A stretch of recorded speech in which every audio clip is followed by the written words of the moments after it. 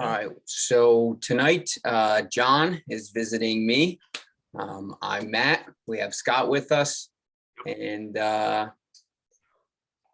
we'll see where this takes us tonight. Yeah. That's First the topic, general chat. homologation cars, but I think before we go into anything, we'll just I guess give an update on each other's like personal car lives. Yeah, I think there's been some change recently. So There's been some changes across the board. Couple of changes. Tell us about you first, Scott. well, my V70R is going on bring a trailer at some point. The main screwed up my title, so Zinch. I didn't realize they misspelled my name until I went to go sell it, and Brand Trailer told me that my name was spelled wrong. How about that? Yeah. So did you have to go back to like the main DMV and get that sorted out, or No, you gotta mail it in, which sucks. Sounds mail like it to us, DMV. yeah, Yeah, and then wait for the new one to come back. or like Other no, than that, coming in is too fast. We Yeah. need this needs to be a slower process. Please yeah, it has to don't be berate us slower. with You your need to use the presence. mail. Yeah, you can use the snail mail. Buy your own stamp. And other than that, the Discovery is actually, I'm excited for it to warm up so I can actually finish some stuff. Like the headliner glue doesn't work unless it's over 70 degrees Fahrenheit. Hmm. So yeah, that's gonna be a while. Didn't realize that till after I ripped it out.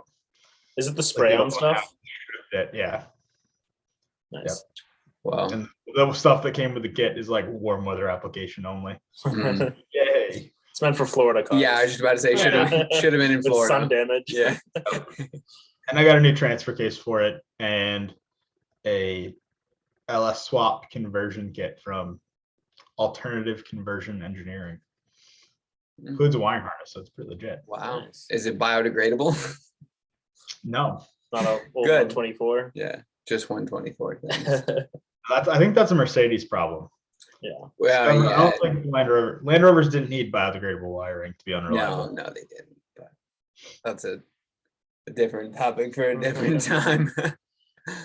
But did you also ordered a Ineos Grenadier, right? Oh, I reserved one. U.S. Reserved orders are not available, so that's cool. So yeah, that's how'd that's that an work? Would you give them interesting $100 car. or The Elon approach. Yeah, Oh, the that Elon works. approach. Yeah, it was 450. It was a lot, but basically that car is like a spiritual successor to the old Defender, which is what I really wanted, but NAS prices are crazy. It's got 1-ton axles, like beefy 5-link suspension, like super beefy, like so beefy. It looks like the most hardcore rock crawling Jeeps would have suspension like that. Triple locked BMW straight 6 turbo. It's a B58, so it's in the Supra. So that engine was picked because Toyota picked it. What is Toyota's involvement with the? Oh, you're talking about for the Supra. You're not talking about. Yeah, because Toyota was willing to put it in the Supra. Sir Ratcliffe was convinced it was the right choice for. It's a great engine. Everyone that's been talking about it. It's just, it really shows that Toyota's like effort in because it's been just bulletproof reliable. So yeah. And like one of the things that sold me on it too was that he basically said that one of the main targets was to have the fewest ECUs of any new vehicle, like the fewest computers Interesting. on board. What, Like shared on everything, one big like- central one like a Tesla? I'm not sure how it's gonna work. I don't think so because they're using a bunch of different stuff. Like the transfer case is from a G-Wagon and the engine's from a BMW. That's cool. Yeah. And the axles are 1-ton, like Steyr Coupe, like proper like commercial axles. Hmm. So it's an Interesting. interesting thing. Yeah, Yeah, it's that's built- like very like Lego-esque, just like mixing and mashing of it was just like, what's the beefiest Parts. thing I can buy? Yeah. yeah. Throw it at it. That's good. I mean, are they less than NAS prices? It's probably gonna be the same as a 90, but it's bigger because it's kind of like a 110. Yeah. It's a 4-door like station wagony thing. Yeah. And it's serviceable at BMW dealers. So Really? I didn't know. Yeah. I was gonna ask where you It's would really bring cool. that for service because obviously with a BMW Yeah. motor. select BMW dealers. is Interesting. So that's actually kind of a short tangent on that. When I was going to get the 86 and some of the things that people have been complaining about with all the Toyota like cross collaboration with these other companies like Subaru and BMW, is that Toyota techs aren't familiar with a different brand. Like even though that 86 is pretty half and half on like the and that's Supra. probably even more extreme than the Supra, because at least like Toyota owns a majority share of It's true, yeah, of Subaru. Subaru. But They it's just don't- like they Toyota don't. techs don't know how to work on a BMW. flat four. Like they've never seen a flat four besides that. I mean, it's like the oil changes are simple, but if it's some people are even saying this is a form thing and take it with a grain of salt. But people like we would rather like a Subaru tech work on. They're just more familiar with like the underpinnings, architecture. and Yeah. and same thing with so Car and Driver it was Carlos Lagos. That's his name. There's a 40,000 mile long-term road test with a Supra, and for some of the parts that they were like looking for, they're like this weird like this part only is like a BMW specific part to like do certain service items, and like most Toyota dealerships don't have it. And then just like it's a weird like the whole like engineering part and the development part's one thing, but the actual like afterlife service part, Yeah, which a lot of times, especially with new vehicles, it's like taken for granted. It's just interesting to see, especially like Toyota seems to be one of those few companies that's like really delving in for the sports car stuff yeah, with working with other brands. Like how does that actually like work long term, you know? right. And I wouldn't Yeah, be surprised going forwards, like there's going to be more collaboration. It just seems to be the way to like, you know, to cut costs and increase just profitability and just like availability for sports cars to even exist. But it'll be interesting to see what the future Yeah. holds for that. Yeah, Yeah, at the end of the day, I mean, that's a reservation, but you can just go get a Rubicon. Like that's in the back of my head. If pricing gets announced and it's like 15 grand more, I mean, the Rubicon exists and it's insanely capable and Yeah. it's actually reliable. Like the Pentastar V6 is bulletproof. Yeah. I mean, it's an ancient engine, so yeah, it's been So that's why it's reliable That's That's now. why it's reliable. Yeah, Yeah. exactly. Like a manual Rubicon is with Dana 44s under it isn't gonna break. Yeah. Which actually, on the other end of the spectrum, like since you're talking about like the Ineos car, like the modern Defender, like I can't think of something that's potentially more unreliable than Land Rover jumping in a completely new powertrain with, what it's like supercharged, turbocharged, and hybridized, right? Something yeah, like it's that, pretty wild. Inline six, No, right? no, No? they got a turbo Electric 4. supercharged. No, they have a turbo 4. They have a turbo 6 with mild hybrid. That's the complicated engine, and then they have the supercharged V8. No, but then for the straight six, there's the mild hybrid and the turbo, but isn't there also an electric supercharger attached to it? No, I think that's just the mild hybrid flywheel thing that they call an electric supercharger. I'm gonna look it up. I haven't I computed. don't think there's an electric. I mean, Anyways, it's just, I mean, it's What's a brand new I didn't know they vehicle. also had a V8 option. What's the V8 option? it's the supercharged 575. Oh, really? It's just like the. Oh, Yeah. yeah, I Rover guess 5 that would liter. make sense. It's dumb expensive. It's like 100, starts like 110 grand. I mean, I would imagine so. But yeah, I would that's hope so. cool. They put brakes that are too big on it, so you can't actually put like a real wheel and tire package on it. well, when you Who have a cares? race car motor, you're gonna get race car brakes. I'm sure that that's like getting a G63 and being like, oh, the brakes are too big. I can't fit my steering on it. Maybe, but like the Rubicon 392 makes a lot of power. And What are you talking about? I need carbon ceramics on my G wagon. Yeah, what are you talking literally. about? Yeah, That's what you that kind of need. thing. G65 status. G65 Brabus. Because the Rubicon 392 makes a ton of power. It has normal size brakes and off-road tires. Just saying.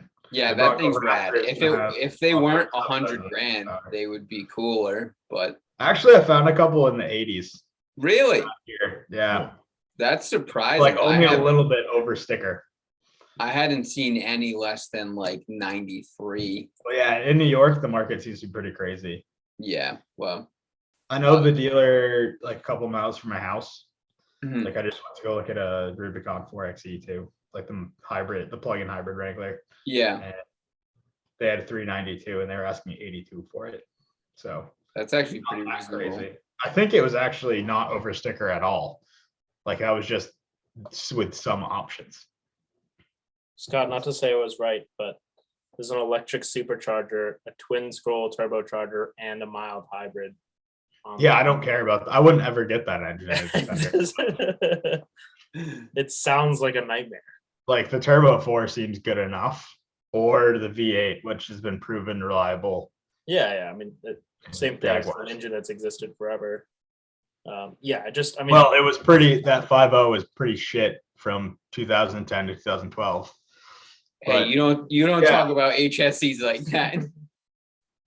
I mean, timing chains, Yeah, right? no, they were so it's an Audi. reliability was not their forte. Yeah, I think the only rest of like, the vehicle was reliable Range Rover is probably like the 4.4 liter Range Rover for like the Yeah. Jaguar, not the BMW. That's a Yes, turd. yes. Yeah. Yeah, so that's cool. Did they What about give you any you? kind of timeline? It's supposed to be ordering for the Ineos. It's Yeah. like this year ordering supposed to happen. All right. We'll I see. think 2020. Yeah, we'll see about that. In Europe, Europe's gonna happen first. But Makes sense. Gotcha. Makes sense. That's a cool project, though. Yeah, I've only heard it in short bursts, so I'm relying on you to feed me the information. yeah, and Yeah, it's not. It doesn't. I like it because it doesn't rely on hype to get funding, right? Because it's one billionaire instead of Yeah, someone having exactly. something. But that's like perfect. It's one guy's vision. It's not a committee design. Yeah. And I listened to an interview with his chief engineer, like the chief engineer for the project, and he was like the only guy who really like cares about what the final product is Sir Radcliffe, because he's going to take it on his expeditions, Yeah. because he goes to like really remote places all the time in Yeah. old Defenders. So this is a replacement for that, for Sounds him like to use this. It's So like perfect. It's like It's like a good way to spend $1 billion, right? yeah, It's a fun side project. love going off-roading. Let me get a custom truck. Yeah, no, yeah, like that's, he's that's taking cool. Land Rovers to like both poles, a bunch of really remote African expeditions too. These So, are like, these are He billionaire. definitely knows what he's doing. These are activities. The engineer was like, he's customer number one, and if he breaks it, he's gonna make us beef it up. Nice. So Well, yeah, keep us posted. I also do not cool. know a tremendous amount about them. I will have to do some. I mean, I have a feeling it's gonna be expensive because it's like a little niche product. Yeah, they're not gonna I mean- economies of scale it. You know what I mean? They're not gonna sell they're 20,000. I was gonna say the It volume won't is be a gonna- Wrangler. I mean, the Wrangler is probably the closest thing to it, though. Like, if you want to look at an equivalent, the only thing with solid axles and solid beefy axles Yeah, and like proper suspension and lockers is the Rubicon. What about Broncos? I don't know. I anything know about that's an IFS thing. That's not a proper off-roader. it. Interesting. I think you need a Jeep, or hopefully the Ineos becomes the other option, because the G-Wagon's not even solid fronts anymore. Not anymore. no, not anymore. They're also like 3 times the price of a I Jeep. know. Yeah, seriously. I don't know. Some Jeeps are getting real expensive. So That for too. for like front axle, again, I don't know that much about off-roaders, but the benefit is just for ruggedness and reliability for a front axle or a solid front Well, axle. You don't pick up tires, so that helps. You don't have a CV shaft to bind. Yeah. So like the side that would droop, right? If you Yeah. droop too much with the CV shaft, it'll just Yeah, bind up. no, I get that. Independent's nice because the one goes up, the other doesn't necessarily get forced into a weird spot. Yeah. Like there's a reason a lot of the King of the Hammers trucks run independent front suspension. It just has to be really beefy. Yeah. To handle off-roading. And a solid axle is simple and field repairable. When you start adding a bunch of like CV shafts and control arms that can break, it gets less field repairable with every. Geometrically, like is the death wobble can that only occur on a solid front axle car? I'm Yeah. pretty sure it doesn't really happen on anything else. I've never seen it on anything else. I think it has to do with the way this. It's pretty sure it usually has to do with steering. Like every time Jeeps get it, it is a result of some steering component having too much play. Mm. Like the steering you have to use with a solid axle is like rudimentary at best. Is it, Just like a is it pin arm. recirculating ball? Is that the only way to do it? Is there no rack and pinion system for? Not that I know of. I think it's all recirculating ball with like a pitman arm.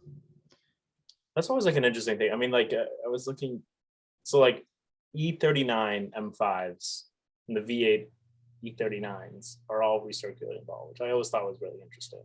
I didn't know. I mean, I don't Yeah, think that's which is, like, the such a problem. It strange- just makes it a little bit less direct. Yeah, But Like the vagueness in a solid axle vehicle, Yeah. when you steer, it comes from everything else in steering. yeah.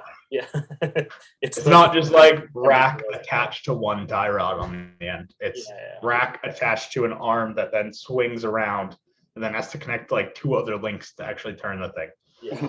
When I was Oh. at Mercedes, there was a guy who had I think it was a 17 G-Wagon, so second to last year, the old body style. And we put 2 steering racks in that truck. Those are recirculating ball. Yeah. Dude, you know what kept failing? I don't. I remember actually. I know the first one, like it just went bad. I think it was like leaking, and he was driving down the highway and it just like locked up, which is pretty That's sketchy. horrifying. I don't know what the deal is with the second one, but Probably rack and pinions now. yeah. That's my guess. Yeah, that's the problem with the G-Wagons. Like you have power to go too fast on the highway. Yeah. Like in a yeah. It doesn't matter. Right. Yeah. You're never gonna be You going. can't go that fast. Yeah. I mean, You're always 65 ready for the is break. such a crazy thing. Oh, We're gonna yeah. look back at it and go like, what were they thinking? What This is- even? This is like the Koenig specials of the 2000s. or Yeah. something. It just doesn't make any sense. But Yeah, wait till they make an EV G-Wagon that's like 750 horsepower. I'm sure it's only a matter of time. I mean, they had that It's, concept. right? yeah. They The had concept is of coming. The GE or whatever they call it, Um, EQG. EQG. Yeah. Yeah, if the G65 is anything to go by, that car's gonna be horrifying to drive. Yeah, but at least Oh, they, it's gonna be but it's gonna terrifying. be it's like blank sheet, right? They're not modifying a 1960 frame with a V12. in it. Yeah. I mean, Well, at least a lot of the like the current front suspension too, probably. Yeah. Yeah. it'll be fine. Not the old. No, not the old. That's funny. They got to keep all of LA County happy, so they gotta build it. It's gonna be. It's coming. I mean, yeah. it's gonna happen. They would be fools if they didn't. Yeah, they're gonna charge. They're going for like 300 grand. The current ones, right? I can't believe it. Hey, they're not all expensive. There's a dude selling a 2011 G55 Mm. on Expedition Portal, and every picture he took of it is on the Rubicon Trail. And he's asking like 50 grand. And I was like, wow, he wheeled the shit out of his G-Wagon. Yeah, those are 11 years old. every single picture of it was on the Rubicon. There was none 11. like Yeah, that's clean the in one- a parking lot. He was just like, oh yeah, there's definitely gonna be body damage on this. That's awesome. That's awesome. That's I've always said that my like ideal G wagon is the one that you like completely overland and just. Oh, I mean, it looked pretty Wagon. rad. It was on 35s with like a 4-inch lift. That's awesome. Yeah, one of our repeat G-Wagon customers was this local like restaurant guy, and he had I think it was like a later model. It was just a G550, but it was like all black. He like blacked everything out, which like wasn't totally my taste, but like also credit to him, whatever. And it always had all terrains on it. It was so loud going down the Sure. road. Had like a big roof rack. He had like a bunch of like busted plastics and just like stuff. I love it because this dude just treated it like it was just like this regular car. like a G wagon. Yeah, like a G proper like G-Wagon. just proper G-Wagon. It was The so Lendewagen. yeah. He treated it like a Jeep. Oh, and yeah, he did. And then our other like repeat G-Wagon, I should say frequent repeat G-Wagon customer had I don't know, 2013, 2014, that era G65. And at one point he brought it in. This is like one of the funniest things I ever saw. In the back seat was like an infant seat, right? So like in the middle of the back row was like his rear facing infant seat. Yeah. And then in the trunk of the truck was like this Louis Vuitton like like hard trunk. You have the big luggage And trunk, it had yeah. like this big gash in it, and he was like, "Oh yeah, I gotta get that repaired." Like a little bit of an accident, whatever. But it was just like, I don't even know What how is this many. man doing? I don't know how many thousands of dollars this Louis Vuitton trunk must have cost. But it's like, clearly money's not an issue for this guy because he's dailing at G65 and he's got this Louis V Yeah. trunk. Kids pisses everywhere. Yeah, who knows? But That's awesome. it was That fun. dude's probably doing some very ethical things. It was fun to. Much He's in real estate management, so I don't know. He's Italian working in construction. Yeah, something like that. Waste management. Waste But, management. it was fun to see the people awesome. actually using their G wagons, because there were like a couple people who brought in the worst people were the people who bought like new body trucks and then brought them in with like 2,500 miles on them, Yeah. and they're like, "Oh, don't wash it," and it's like, you have a base G550 with no options. Like, it's not that Don't special. watch. Oh yeah. It is interesting how people get like very protective of stuff that it's all perspective, right? Oh, I mean, 100%. It's like 100%. people just treasure something that another person's. Yeah, and I mean, like, who am I to rain on their parade? Their brand new 2019 G wagon is nicer than my G wagon because I don't have one. Yeah. But like, it was just funny when. It's perspective for Yeah. sure. I mean, perspective happens all across. I mean, it's from people that will cherish like an old Honda that they had or Right. something Yeah. because it's just like it means so much to them, or like I don't know, oh, RS4 is my dream car or something like that, and then here I am like ruining its Hot fenders, boy. killing the car. So Yeah, yeah, it's perspective at the end of the day. definitely. And what are your updates, Kadera? Yeah. What's your new car? Well, What's the so picked up latest? M4 off on a whim, I guess. There's a lot of reasons to it. I feel like I'll start off with the fact that I think you need to explain yourself as to why you went from a 2-car solution to a 1-car, because that's weird. it is weird. Well, for me, it's not weird because I don't have any need for the GX. I mean, like perspective of me, I'm 26 and I don't have a family or kids or anything, so I don't really. The idea of it was really nice, and I think it would have made more sense if I was in it would have made a lot more sense if I was in Colorado, but there's nowhere really to like take it, and 98% of the time I'm going to run errands, going to the gym, doing whatever, and I'm just like it's just me in an empty GX, and I'm like I just feel wasteful about it. I didn't really like that, and also I was thinking about the things I actually like to do in a car, and I'm working from home. I don't even put that many miles on my cars anymore, anyways. And I like long drives and like long cross country stuff, and the idea of doing it in the 86 probably wasn't in reality as good as I like imagined in my fantasy. And like that's the car that would be perfect. Do you remember that it has no power? And it has So, no power. Yeah, well, remember. that's what I was so curious, and I still would love to drive a new one because it is supposedly much quicker, but it's no. Yeah, I don't know if it's going to be that quick considering what you've had in your past. I think you just end up going, oh, Just like this is on the yeah, phone. yeah, it's possible. It's very possible. So yeah, M4 was playing around with the idea, and I'm in and out of BMW love like bi-weekly at this point. So it was bound to happen at some point to just pick up an M coupe of some sort. I was vacillating massively between going with like E92, even E46 or something, but for one car solution, they didn't make as much. Which is what you should have done. Was the E46. Should have done that. Yeah. Maybe one day. Maybe I'll become just a complete intolerable Just a BMW hardo. BMW And I'm Hardo. just gonna get another Don't do the E46 to multiple go with the E46 thing. You end up down a rabbit hole of I E46. know. They're really good. They are really good cars, but you shouldn't own more than one. Yeah, there's a lot of things I have to say about those. I'm also curious about. I've been looking into S55s, and I'm curious about the engines because, for the most part, they seem like actually really reliable. But there's also like not enough time. Like there's only so many that have hit 100,000 miles so far, and I'm like, are rod bearings a thing? I was watching the podcast with Steve Dinan talk about S65 and S54 and like all the rod bearing problems that Yeah. like they had. But like if you go back to S63 and like older BMW motors, they're like pretty bulletproof, like for the most part. S54 is bulletproof outside of two things. Yeah, Vanos things. rod bearings. Yeah.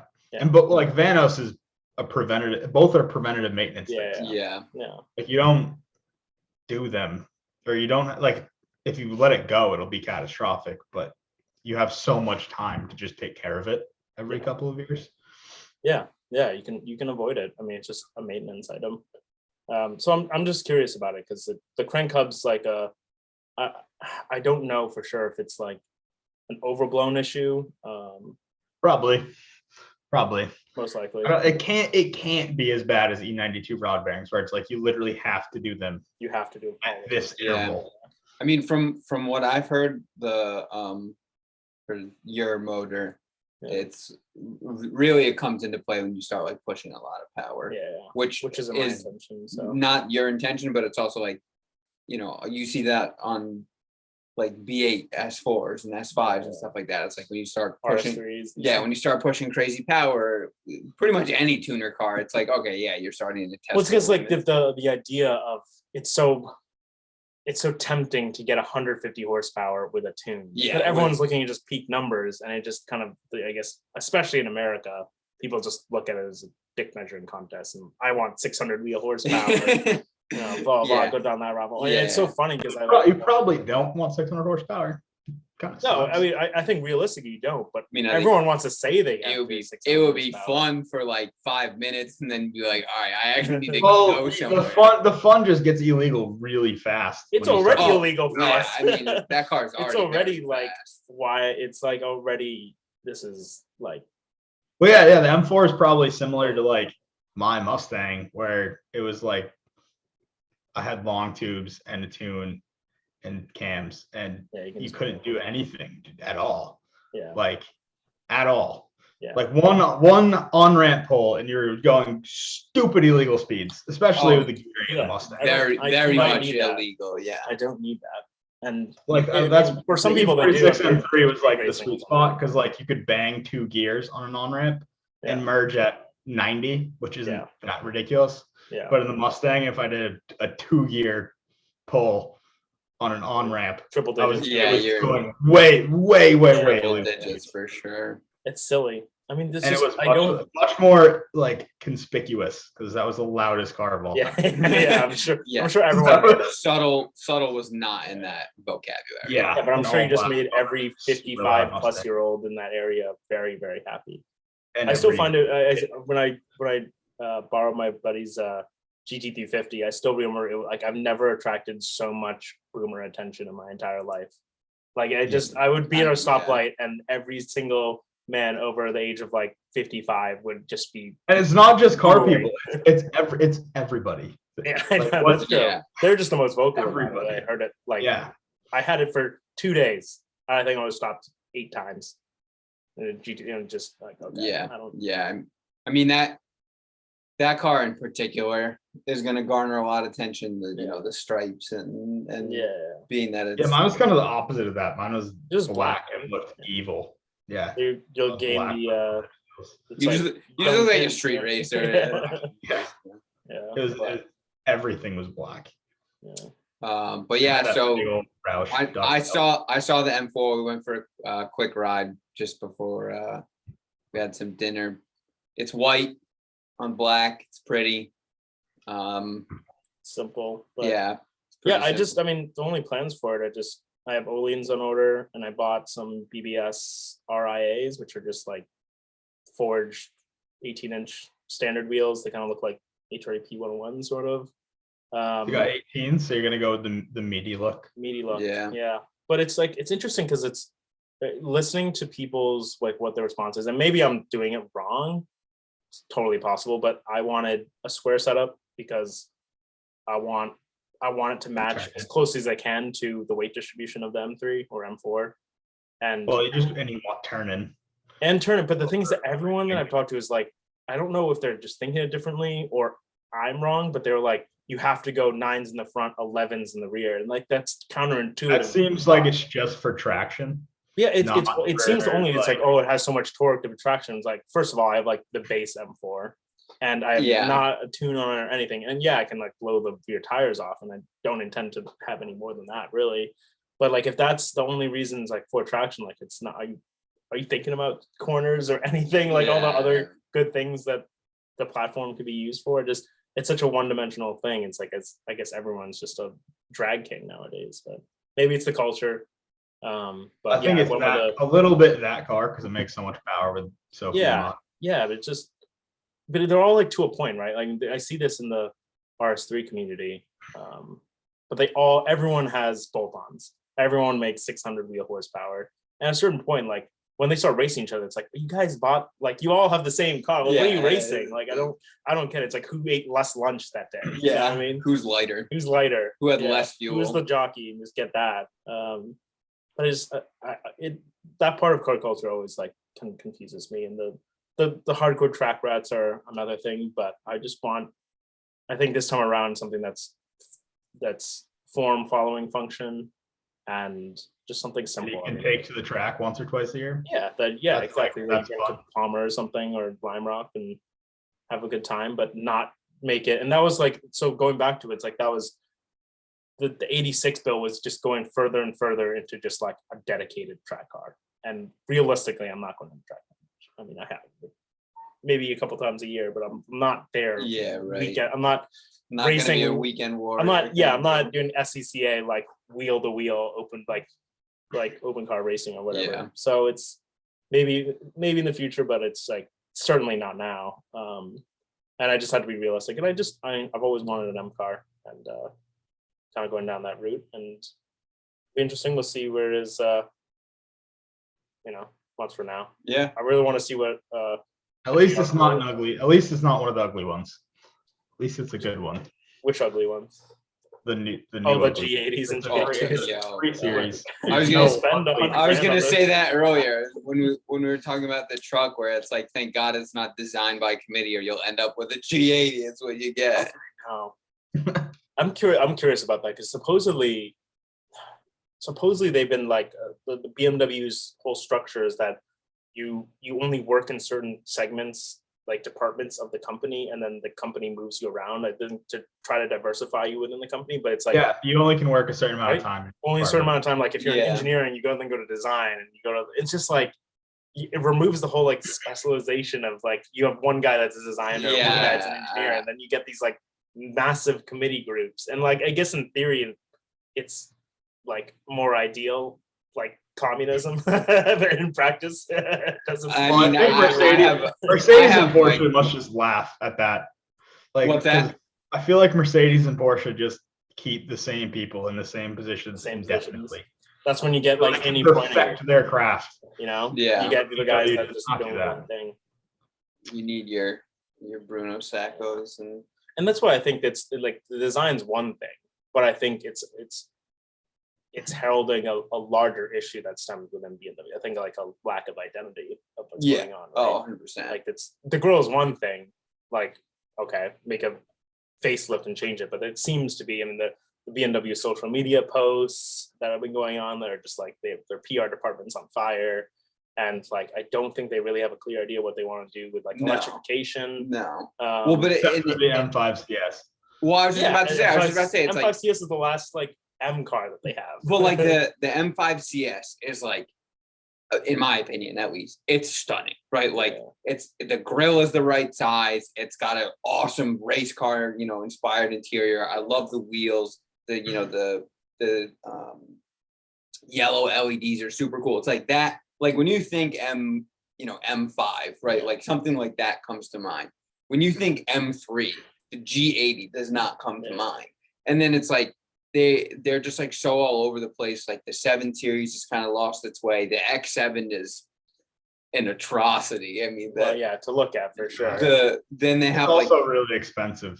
it is very expensive. Then they have the 2 Series coupe. I don't know if you saw the new. The Grand Coupe with the Mini, like. Well, the so Mini I was about to say the coupe, not Grand bad. Coupe. The Grand Coupe which is basically a glorified roller skate and should not be on the road because it's terrible. Mini. vehicle. It's a mini. Yeah, it's a mini. which is a But BMW. minis drive Which- very yeah. well. And then they have, Oh, yeah. and then they have the new like Don't want to disparage M240 them. coupe. I don't So know they if you- have, well, the thing is that they have two series, and they're completely different platforms. Yeah, it's They like have a what- transverse one and a longitudinal they don't one, they it's, and they're they're, both 2 series. they're so lost. They're like so scatterbrained. Oh. It's I don't it's know. That unfortunate company is because sad.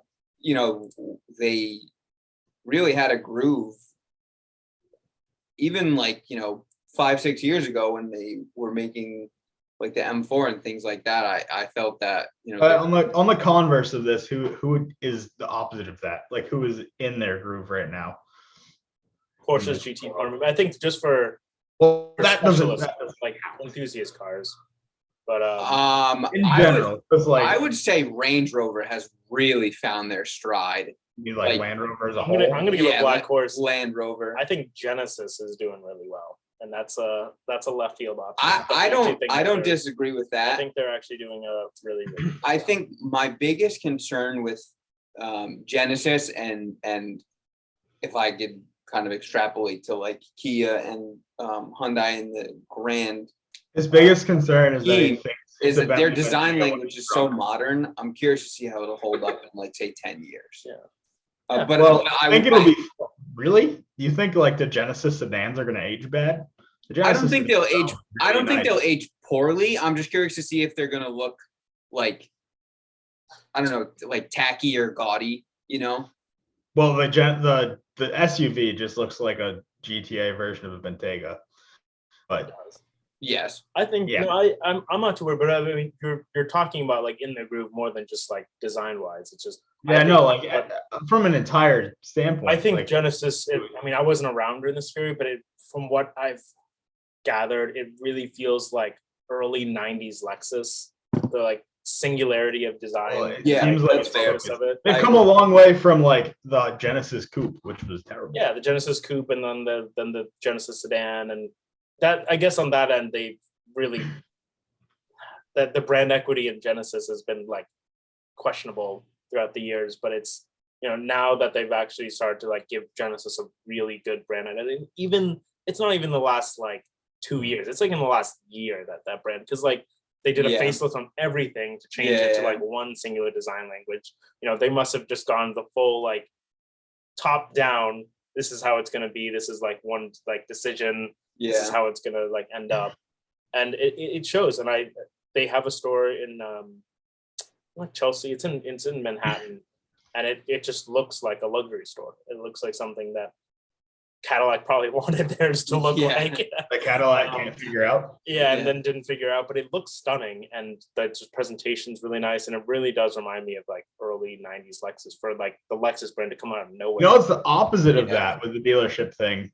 Is the Grand Wagoneer, which is sold at Ram dealers and Dodge dealers.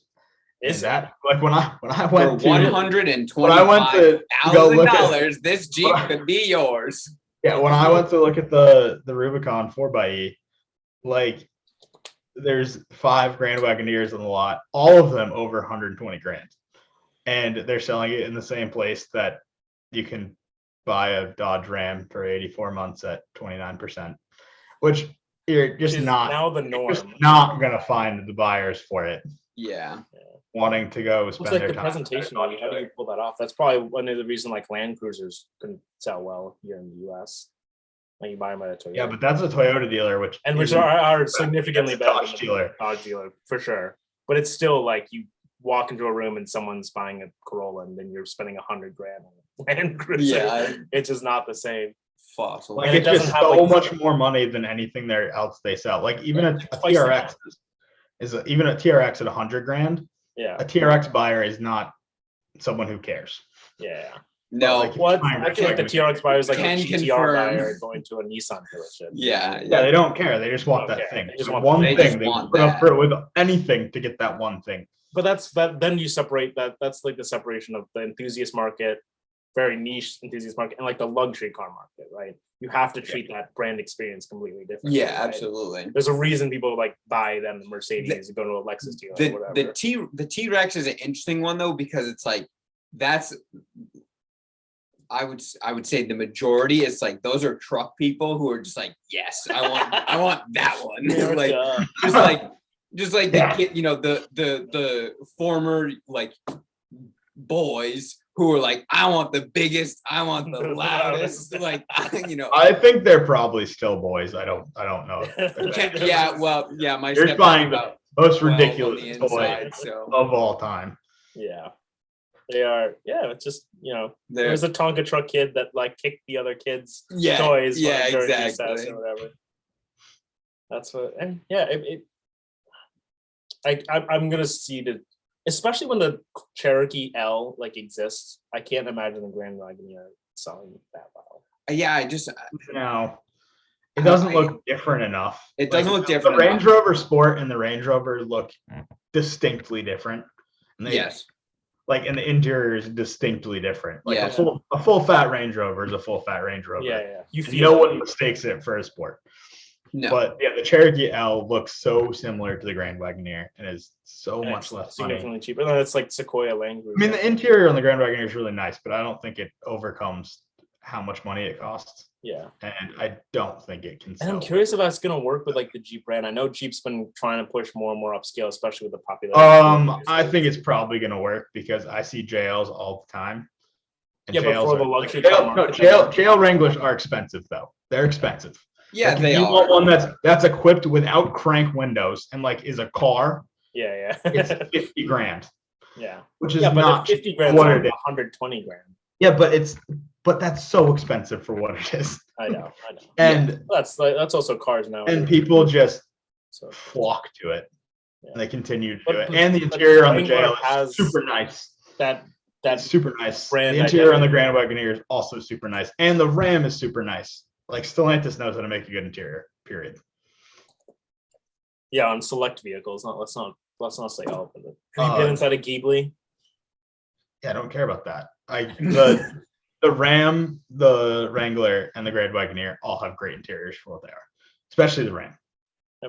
I actually do like the You like interior on the T-Rex is nice. awesome. Okay. Especially so like he had the And Uconnect is the best infotainment, period. ever. Uconnect is very good. Especially going from like the 09 Laramie. I don't know, man. Cadillac Q. That really. Ford's like finally Sorry. figured it out. Sorry. What was Ford Sync 2 or whatever? Honestly, Hey, the current Sync is good. Whatever Sync was in my Mustang was actually really nice. It was fast. The current Volkswagen Touch stuff is the new Q. That stuff is important. But yeah, the interior on the T-Rex is good. There are a couple of things Every about Ram's good. Uconnect that I personally don't love, but I also think that I have such a heavy bias and so much screen time with Towards Mercedes. command Yeah. that I'm like, if it's not command, I'm like, what is it? Well, how do you work this? Yeah. But I think yeah. the responsiveness is what sets it apart. Like it is like a phone. It's not like a Oh car. yeah, no, it's Yeah. incredibly responsive. Absolutely. And the thing is, it's always been that way. It's not like they had it's not like first gen iDrive and then they got it right with later gens. It's like from what I remember, Uconnect's always been good. Yeah, Uconnect has Really good, always yeah. been pretty good. Especially the new one is very good. They really stepped the graphics up and whatnot. mean, And the it's thing still about it- responsive even in the tiny screens. Yeah, The Yeah, 5-inch Wrangler sports screen is still really nice to use. yeah. You know, it's the size of a matchbox.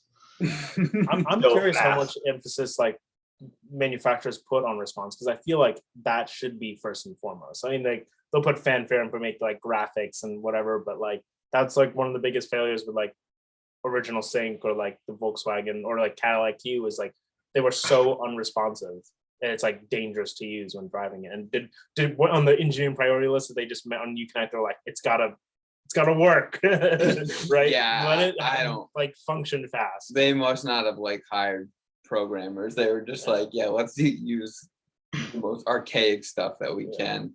But yeah, I mean, also in the same vein is like, chime in if you know the exact name of it, but like the Lexus infotainment from like 2014 up.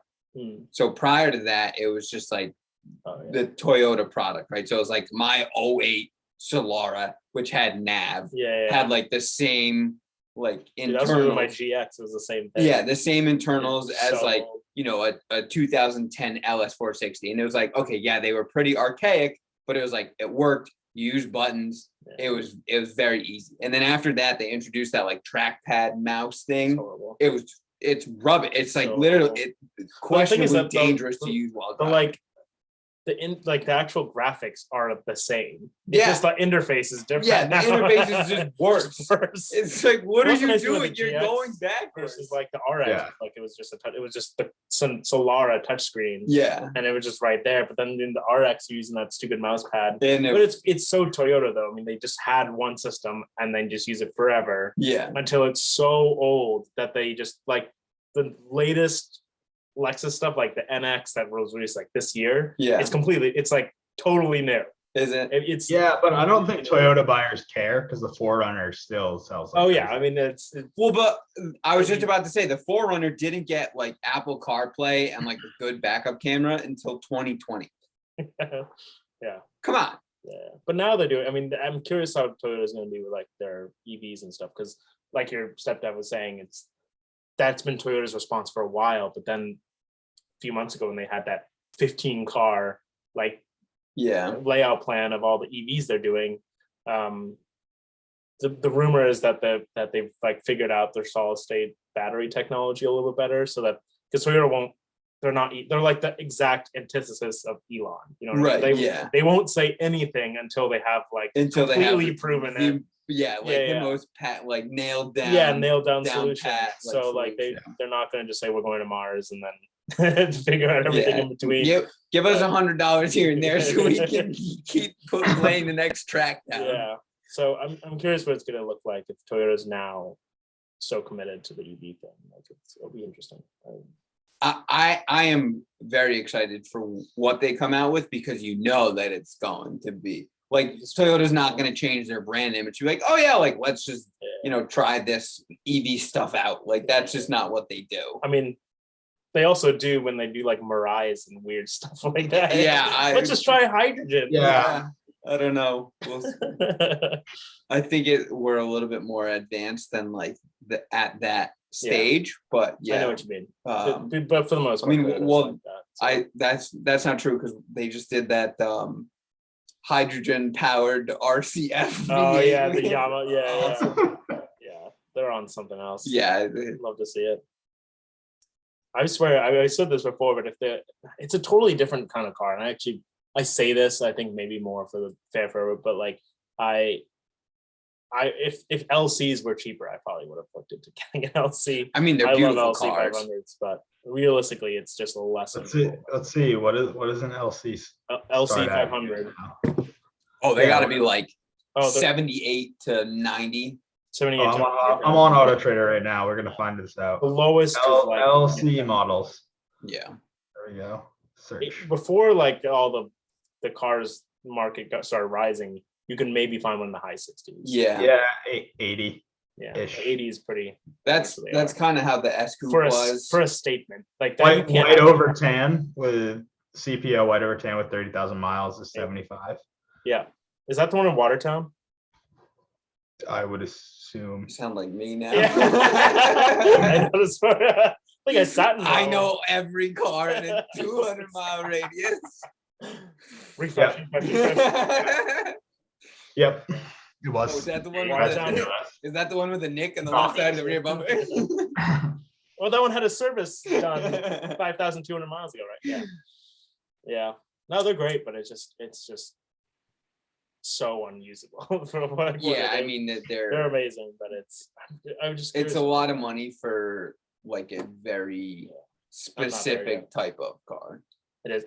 What I do like is I've seen a few like around town in Mass, and they're always like an old lady or an old man like driving it. You know, they're just like retired and they're just like living their best life. Yeah, it is just a statement of just comfortable. they're just comfortable. Like Yeah. they could have gone to Bentley, but I like the reliability of this one. that kind Yeah. of thing. So not it's cool to see that it's used for, I assume, the exact target market audience Oh, that they were yeah, going yeah. after. So they're there. They're not mean, like it- not hot. it kind of reminds me of like the SC430 Mm. in the sense that it was like But you can actually look at it.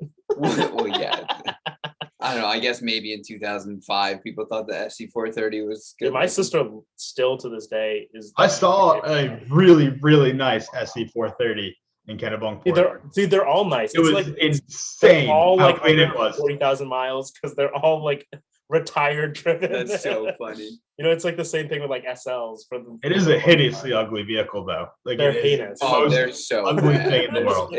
It's such a shame because like And the wheels do it no favors. Yeah. Oh, those Like- dinner plate wheels need to I've go. seen those wheels look good on everything else but an SC430. Like people have thrown them on like LSs or whatever. Like I don't know what you they could like do. don't look bad. No, They just look horrible. they on look the so SC430. bad on that car. But they look. I've seen them on like SC300s. They Yeah. look good on that. They look Yeah. good on LS430s. I've seen Everything them. else. I saw them on like a CRV and it looked good. Yeah, It's yeah. like, how did this happen? I don't know. They just. Oh, it's so bad. Yeah, that's But that's a car I was like looking because they're all retired owned. They're like That's what you should have bought was an $20,000. SC430 Codera. That's what you should have got. Like how cool would just the nicest SC430 in the you world would have be? usurped me as the Yeah, I retiree. know. You were like, oh, Solara, let me do you one better. Yeah, dude. right. SC430. It's the mega the Solara, right? It's Yeah. the mega Solara. Pretty much. Yeah, The that- only caveat being you can't fit two people in the back. 'cause Oh, dude, yeah. I mean, it makes that LC look like a S class. yeah, out there. seriously. It is so shockingly small. Actually, now I'm curious. What is the smallest back seat in the industry? That would be an interesting topic to go over. Like something the that has Ferrari California has to be up there. Ferrari California. I'll look it Yeah. up. If anyone that's still listening to this podcast, if you comment below what you think your Yeah, let entry for the Let us know. smallest rear backs. It's you not like think it a is. shelf like in an R8. I mean, they have to like be quotable as a Has a seat. seatbelt. Yeah. Back Has a seat. seatbelt, like has a thought of being a person sitting back there. I think some Aston Martins should be up there. Yeah. I'm gonna look at Ferrari California.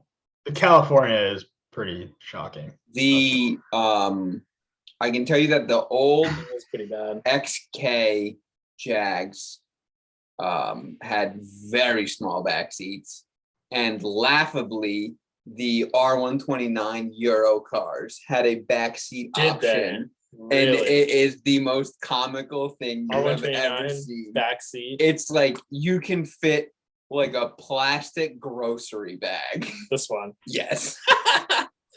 They're like Yeah. they're Let's like see it. Throw it up on plastic the screen. insert.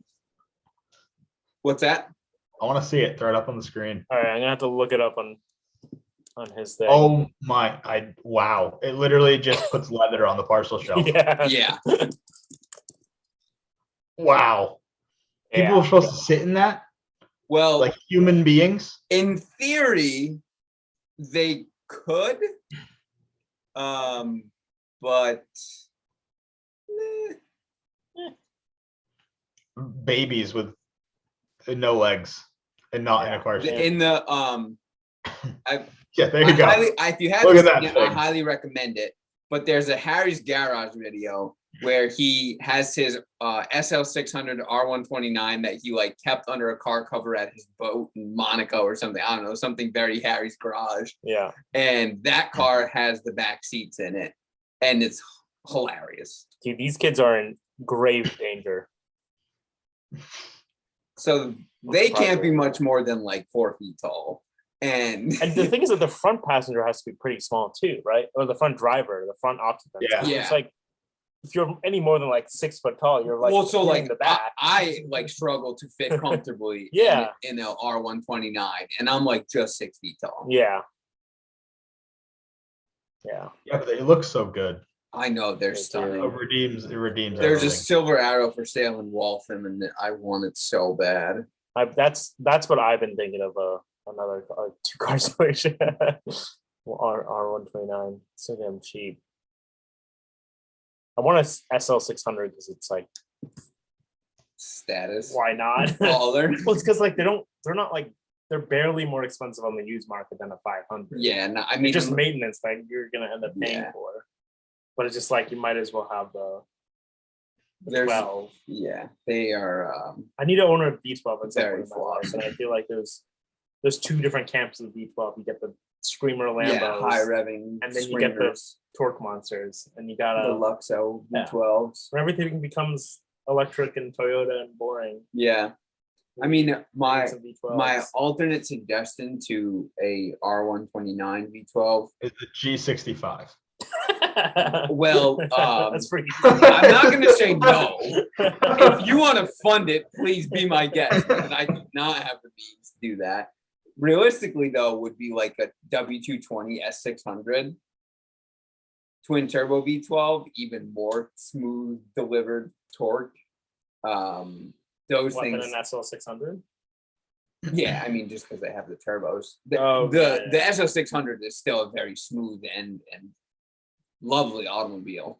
But the Give me some engine codes. the SM275 would be the W220, and I think it was just various derivatives. So M275, that those were all twin turbo, believe so. and then the M137 was the single overhead. Was that these? No, that's I don't remember. I know that the M120 is one in the SL600. yes, which that's was from one the that- 140. Yeah, so Zonda's used it too. Yes. I need to brush up on my Mercedes V12 knowledge. I probably could do the same. to be honest. It's a lot here. There, I forget the denomination for it, but there was the NA V12 after the M120 that was in like the 2002 like S600, Yeah. and then they had it in like a couple, like there's like I think 5 in the world. They made like 2002 G63s with NA V12s in them. What? Yeah. Yeah, what? It's like one of, if not the rarest, like factory AMGs. But yeah, those motors were pretty interesting. Were they? Also stuffed it in like the 2001 2002 CL63, which at the time was not the V8. It was that very strange NA V12. And then they switched to the CL55 M113K. Yeah. and then- Supercharged Or V8. well, they were M113s. They were not supercharged Yeah. for like 2 years as well, and then they switched to them. Mercedes engines. I always find it interesting. They went from like 4 valve per cylinder to 3 valve, and then like dual overhead cam, single overhead cam. Like, Yeah. well, I mean, I guess I would have to ask like a Mercedes engineer or someone from that time, like what the thought process of behind like going to those. It's almost like seems like step backs. Yeah. From, like- If I had to guess, I would say it was just like they're trying to simplify it, Yeah. because like the M120 and for the W140, like that car just had 2 of them. Yeah. So it was like, Didn't have 2 spark. Well, I guess all the V12s they had 2 spark plugs, right? yeah. Yeah. And so like two fuel pumps, 2 fuel filters, like computers for both banks, like just absolute nightmares. Imagine a W140 V12. Like, wasn't it pre-CAN bus at that point too? Yeah, You would know, Scott, for most of them, for because M1, they W140s. that production. That's why they're happened just so 96, nightmaric too. 97. It was like the most like yardage of, or whatever dude. square footage of wiring ever. There's like, I don't know the actual number, but Yeah. there's got to be like hundreds of miles of wires in that car, because it's like every single function had its own wire. Look up a wiring diagram for the 140. Yeah. Good luck. It's probably just black. It's a white sheet of paper, just the whole thing is printed over. Mhm. It's like spilled ink. Yeah, that's gonna be a nightmare. Anyways, what about you? What are you? The W140 was actually the first car to ever have a CAN bus system. W140 was the first to have CAN bus. I thought it was a BM. It was like a E38 or something. Shit like that. What year did it introduce 1991. that? Does it say? It wasn't the first 1991. The 91. multiplex wiring. Yeah, it was. I'm looking at it right now. But was it from the inception of the 140, or was it Yeah, introduced because later? so 91 was the last year, the 126, so 92 and after. Oh, so what I'm thinking, was it on OBD1? Yeah, that's the 1991 is definitely an OBD1 car. Yeah, So yeah, it has to be. Wasn't OBD2 like 95 and after? 96. 96. Yeah. So 96 was the second to last year for the 140. So there you go. There you go. There's the answer to your question. Yeah. That's That's why it was allowed to be so complicated.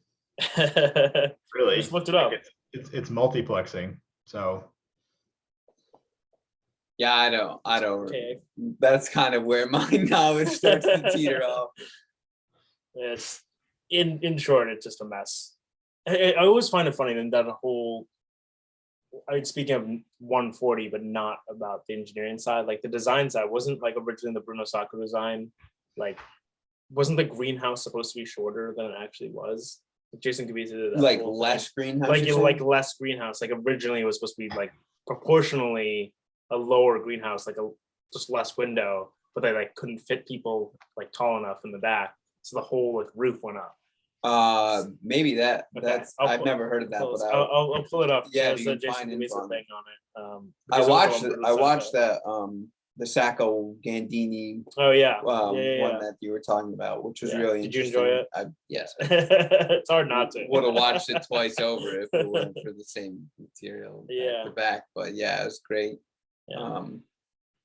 But yeah, I mean that The nerd. About era Mercedes was for a just so stately, you know. What's so yeah, Scott, you what's your favorite era of Mercedes?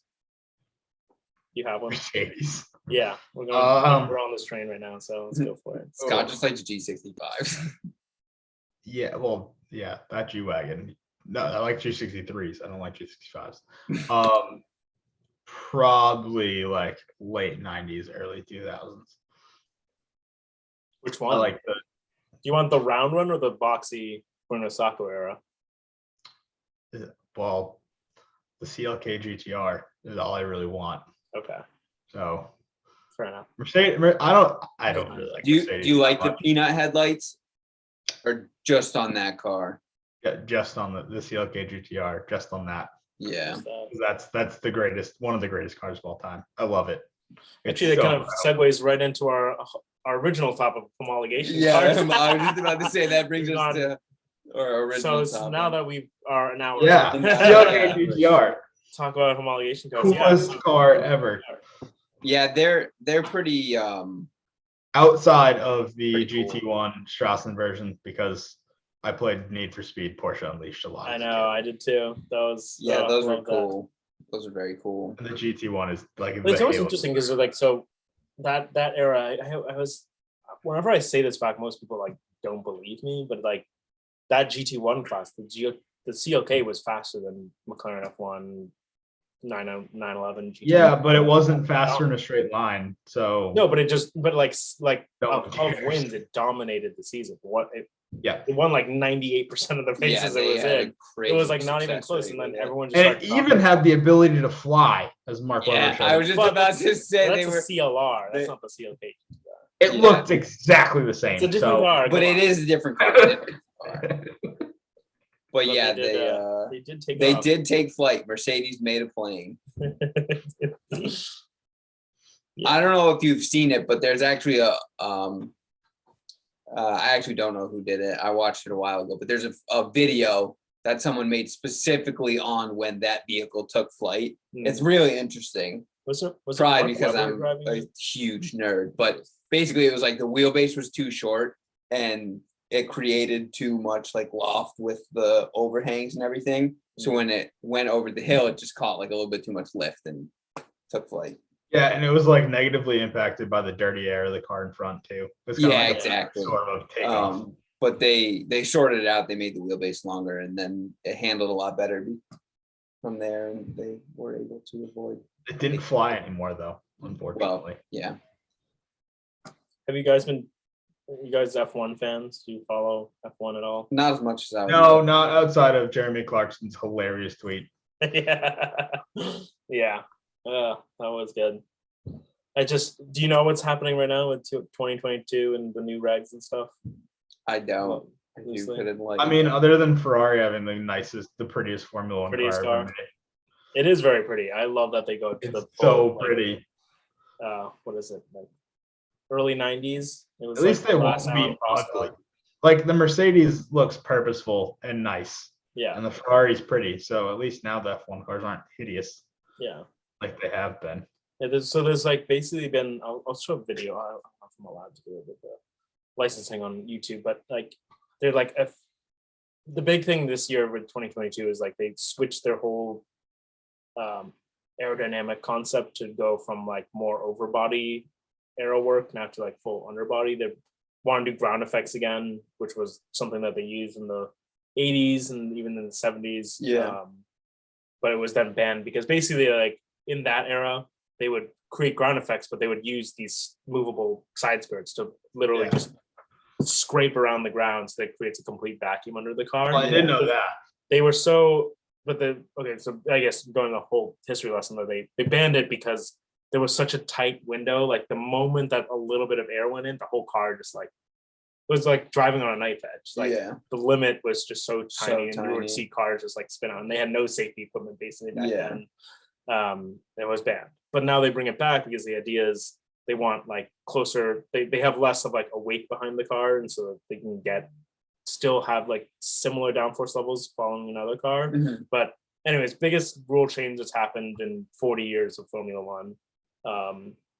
And now people were hoping like to have a reorder in the whole thing. There's a bunch more. You can talk forever about this, but it's interesting to see now these like new concepts of ground effects, and now you're talking about like CLR and all these Yeah. like early ideas of aerodynamics and how like they approached it, and like now that they're going into this, they're reapproaching an old style. And actually goes back to our whole thing about like what we were talking last episode with Toby of like concepts that were happening much earlier and now they're like getting refined, but like the Yeah. idea The, and thought process was there yeah, early it's on. nothing right? groundbreaking. It's just being. Yeah, but like leveraged. how you approach it, the tools that we have, Yeah. and I think against Toby's point, like computers in the last 20 years, Yeah, like you can't right. ignore that, Right. 3D compared to- modeling, things yeah, like that. and how we're able to do things now. But he's thinking more fundamental concept, right? Yeah.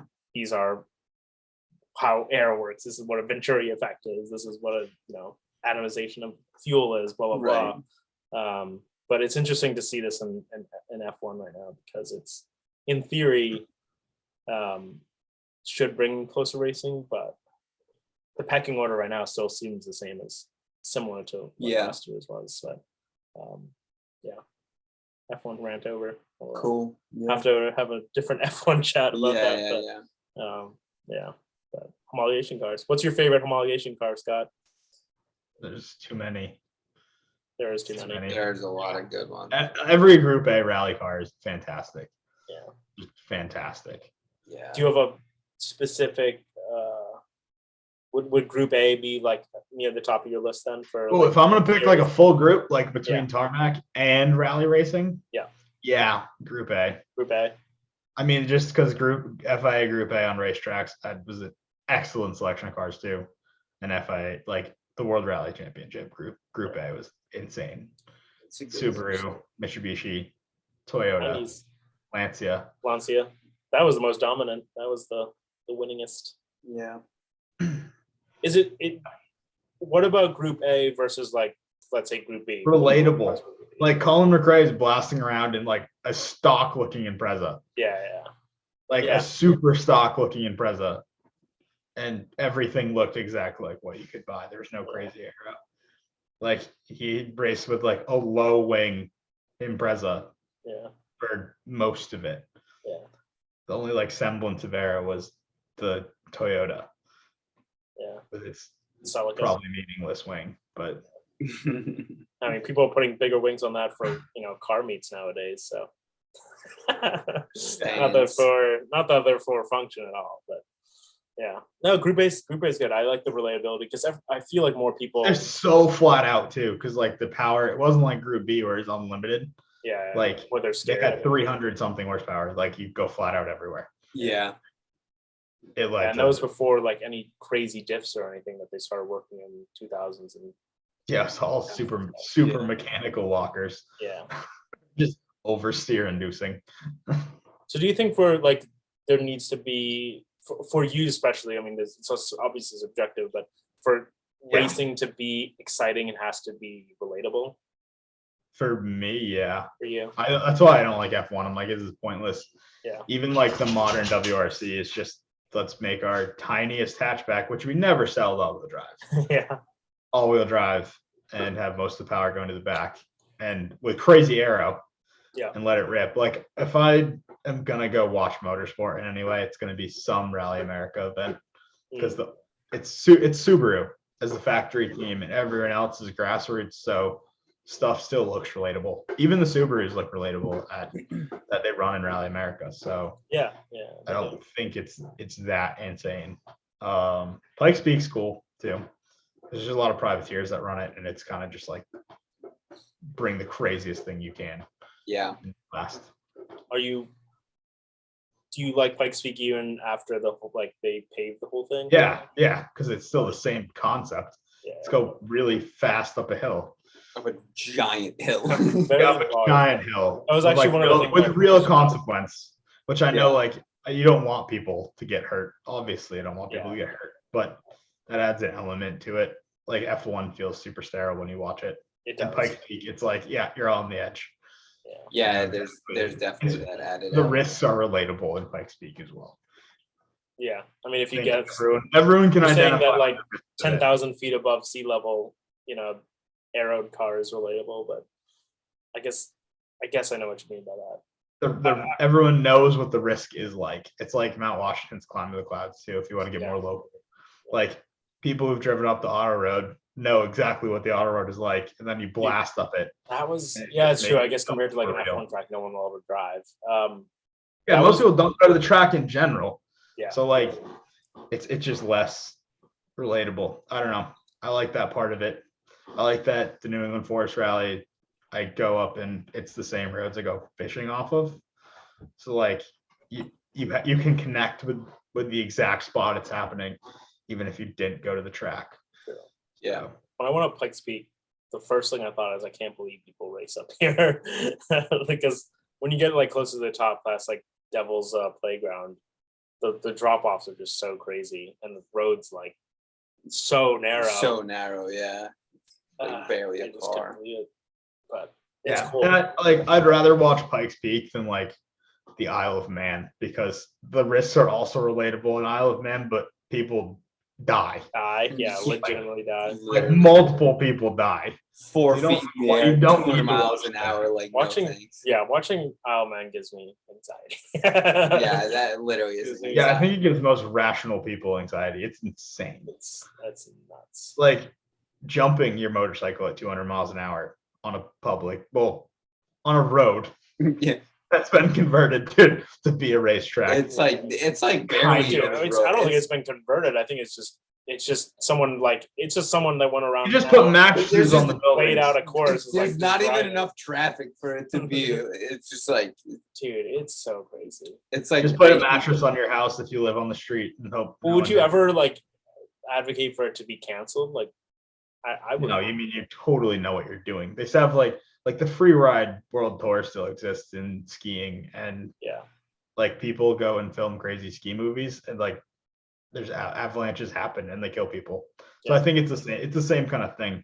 yeah. I mean, you. You're performing for a camera, but people are doing that in other extreme sports too. Yeah. There's no reason riding a bike should be different. I agree. Yeah, I mean, you can't sterilize everything. No, have and I to- mean the two most as a climber, the two most popular climbing movies like lately have been The Alpinist and Free Solo, and like both of those people soloed. Like there's no room for error when you're No. solo climbing. So it's the same thing as the Isle of Man. Like Honnold climbing Half Dome is the same as some like Guy Martin hopping on his bike and ripping on Isle of Man because it's such a long race and It there's is such so a long much that race. can go wrong, and it's just death. Yeah. It's the same thing. Yeah. So if they want to do it, more power to them. No one's being No one's being forced to do it. That's for sure. Yeah, and it's the last motorsport like that. Yeah, I it think. is. The Isle of Man. Pikes Peak's still like that too. It's still super dangerous. Yeah. But the thing is, I mean, yeah, with that accident that happened a few years ago with the bike. Evo. No, not just the Evo. I'm Oh, saying, with the the actual bike. that went Well, off. yeah, they banned bikes. That Yeah, was probably then they banned right. because then at least you have a little bit better grasp on safety and having like regulated cages and stuff like that. But like Isle of Man, like it is on a bike. Dakar is actually probably up there too for like unregulated motorsport. Like they still let bikes run Dakar, which is insane. Yeah, dude, I don't know how people do it. Awesome. They're within like Awesome. minutes. Yeah, But But insane. if you I don't crash on your bike out there, like you're just gonna die from exposure because Yeah, you're so far from everything. everything. Yeah. Dude, Dakar is. That's another one that I'll follow when it happens. Is like Dakar and King of the Hammers because they're insane. Yeah, I can't believe people do that. It's interesting, like And Baja's cool too. Like endurance off-road racing is a special kind of crazy It because is. you're going off into the remote bits where a crash is really bad. I love watching Baja trucks just rip. It's so cool. they are. Yeah, That's so I like relatable motorsport. Could you explain to me why you like F1? I think for the opposite reason, because it's just so out, because you just have these like crazy concepts and everything is just so extreme. It's like the closest thing to, I mean, that's like people being obsessed with like NASA and like space shuttles and that sort of thing. And it's just such an extreme level of like the money is at the craziest, the engineering is the craziest, it's just so it's so unrelatable. I think that's why it's like appealing. Like I'm never Yeah, gonna it's just be kind of behind like it, but then I also awe appreciate like striking. going to a grassroots like derby festival or something like Yeah. that. Just get something on the opposite end. I just like motorsports, but I just find F1, especially like now. F1 seems to be especially with like Netflix, they're bringing people that aren't even car people that aren't even like sports people Yeah. that are watching it because of Netflix. They're in it for totally different reasons, whether it's they think this driver is really funny or something like that, or they like the drama of like the politics going on. There's always like a different aspect to like being in it, and you can still talk shop with them. They don't Yeah, have to I mean, be like us, I have a loving friend cars. who's like big into baseball and golf and Yeah. skiing, like does not care about like cars or Single racing in the product, yeah. slightest, and then like watched Drive to Survive and then went to F1 in Austin Yeah. and was like, it was the coolest thing ever. Like, I Yeah. need to go back. He's like, when the jet flew over, it was just like, he was like a kid in a candy shop, and he was just like so awestruck by like the whole event that it's like, he doesn't even necessarily care about like the competition of like, who's in, the leaderboard and who's making points and things Yeah. like that. It was just like, When to change tires? what's that? seems weird. When to change tires? He's on mediums. He's on Yeah. softs. Yeah. Blah, blah, blah, blah, Tire blah. degradation, blah, Yeah, blah, blah. yeah. Yeah. Well, it's like they have to Yeah, talk about that's that where because that it's loses so me. sterile that's the talking point that they have to do. But hopefully Yeah, with which the new is regs, boring. it changes up a little bit. Yeah, we'll see. The thing. NASCAR seems to races- think that changing regulations to make things better works, but it doesn't. Yeah, it'll be interesting to see that. I honestly, for F1 fan, I mean, for like completely opposite reasons, I just watch all the like technical analysis breakdowns and just fall asleep to like some guy doing like a full like like just like fluid analysis on the arrow of like cars. But that's the reason I'm into it. It's not like Yeah, I the like races are going to honestly like so boring, races. so. I can't watch motorsport like on TV, like that kind of motorsport. But going there, the experience is worth it. Yeah. Like going to an IMSA race is amazing. Yeah. So we need Going to to a NASCAR race. We need to go to Lime Rock. Yes. We need to go to Yeah, Lime Rock this year. I go to them when they come. I'm I just gonna make a point But, that us yeah, three are gonna like I would love that. I I've should actually also never go to a NASCAR race in New Hampshire. Just saying, yeah. because 43 of those things passing you is insane when they're like 4 feet away because you're by the fence. But I need earplugs. that's an experience. You're already deaf. I'm already deaf as is. Like I don't need less. I don't need more deafness. Yeah, but you can just throw earplugs in. You can feel it. You Yeah, don't need to hear it. exactly. Because I There's did it like I watched, 43 of them. like a drag That's race awesome. and like not having earplugs was a horrible idea. was just like Did this. did you go to an NHRA event without earplugs?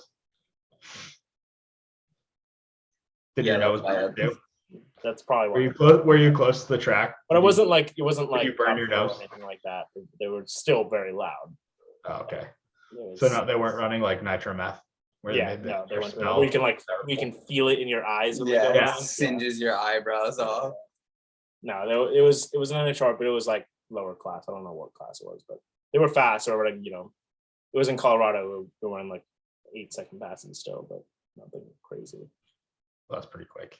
It is quick, but compared to funny cars, compared to like Yeah, they're 4-second, they're not passes, 4 seconds. Actually, I mean, like there's street cars running in the 6s now because Yeah, I know. like Hot Rod Drag Week gets won by stuff. I think this year was the first year. Well, last year, 2021, a car ran in the 5s on Hot Rod Drag Week, which is insanity. What? I'm pretty sure Greg Lutz won the 5s That's crazy. That's with mental. a So street. what are they doing? plates on What it. streetcars are they going to get to 5s? It's an S10 with big slicks on it. It's got a plate. I think that's and you have to drive like that car between the stops. So like has to be drivable on the highway. Yeah, But I'm pretty sure. I mean, Drivable on the highway. drivable. Yeah, they're really pushing that. well, even yeah. Unless it's Of got course, they're pushing it. Yeah, the of course. tallest final gear, just like With your 2-speed transmission. yeah. Your power glide. So That's the guy who won, Dave Schroeder, had a 2019 Corvette, and he averaged over all 5 stops a 6.7 at 198. Wow, Wow. that's fast. So that's the kind of like street cars that are doing Hot Rod Drag Week, Yeah, running nearly 200 in the quarter. that's mental. I can't even fathom. Yeah, I don't know how that must be a miserable drive because that's I think the total's like 1,500 miles or something of road trip. Oh, Yeah, I mean it makes one lap look kind of easy. yeah, right. You should Yeah, I'm do kind of that amazed one. they don't Let's do one blow lap. up. Like one lap, you can kind of go and race and do like time, like set your times. Yeah, But the amount of stress to go 200 miles an hour and a quarter mile on the engine and then drive and I work know. on the highway. yeah. Considering a lot of Work. other cars that are like in that class, they like do engine rebuilds very frequently. Yeah, Yeah, Let's pretty do one impressive, lap at some point. actually. that'll be I feel like awesome. one lap would be another. One of the guys that I used to race with down in Pennsylvania did one lap every year in his 86. How do you do? I didn't do it. I was a grad student. I had no money. No. I said, how did he do? Like, Oh, I think he did pretty good in class. He was in like the slow car. He was in my class for autocross and hmm, like SCCA, like time trial stuff. So Yeah. not Cool. fast because I had it was a 2013 Civic Si that was Yeah. mildly modified, like, and he had a BRZ. But I mean, he probably did pretty well. He was a good driver. I'm most curious about one lap. Yeah. Would love to try. Yeah, it's pretty cool. Do you want to I call hope it? there's Yeah. more that we I can think call it. on well, I'm not gonna Any steal notes? Top Gear's ending there, but yeah, I think we can wrap it up there. That was a fun talk. What's that? That was a fun talk. Yeah. That was a good one. I don't know if we know what we're doing next week We'll yet. figure it out. We but, might throw in a new guest. Yeah, we might Hopefully. try and Get more of that.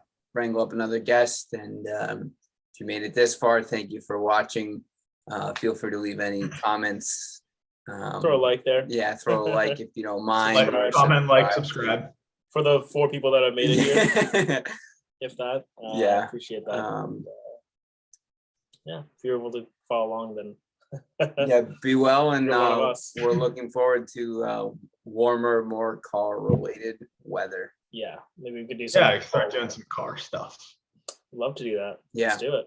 Awesome. See you at Lime Rock. Yeah, we need to do that. All right. See you, Scott. See ya.